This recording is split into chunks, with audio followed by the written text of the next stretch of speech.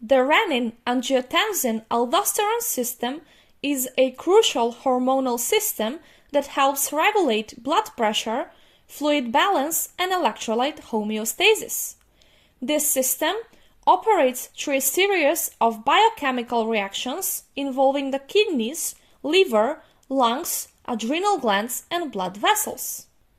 Let's explore how it works step by step. When the renal blood flow is low, no matter the reason for it, the special cells in the juxtaglomerular complex of the nephron release an enzyme called renin. Renin serves as an enzyme to a protein called angiotensinogen, which is a protein produced by the liver and circulates within the bloodstream. Renin is responsible for converting the inactive angiotensinogen into its active form angiotensin 1. Then angiotensin 1 travels through the circulation, and when it gets in contact with the angiotensin converting enzyme, it is converted into angiotensin 2. The angiotensin converting enzyme, or shortly ACE, is expressed mostly within the lungs. Now that angiotensin 2 is active, it initiates a series of responses to increase blood pressure and restore fluid balance. Angiotensin 2 binds to angiotensin 2 receptors on the blood vessels, causing vasoconstriction.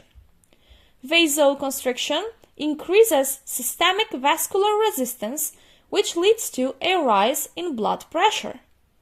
Then, angiotensin 2 stimulates the adrenal cortex, specifically the zona glomerulosa, to release aldosterone. Aldosterone acts on the distal tubules and collecting ducts of the kidney to increase sodium and water reabsorption. This leads to increased blood volume and therefore a rise in blood pressure. Furthermore, angiotensin 2 stimulates the pituitary gland to release antidiuretic hormone, also known as vasopressin. ADH acts on the collecting ducts of the kidney to promote water retention, which again it increases the blood volume.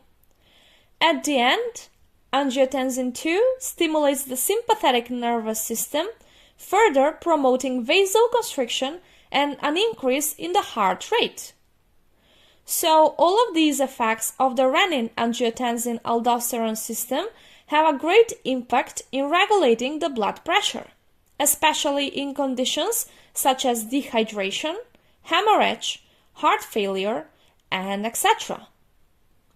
Knowing all this, the scientists were very clever to invent medications that will affect the action of the renin-angiotensin-aldosterone system, and therefore they can help in lowering the blood pressure. Those are the ACE inhibitors, or the angiotensin converting enzyme inhibitors, and the ARBs, or the angiotensin receptor blockers. With that, we've come to an end. I hope that this video was helpful for you, and if yes, please make sure to subscribe to support me. Thank you for your time, and I hope to see you again.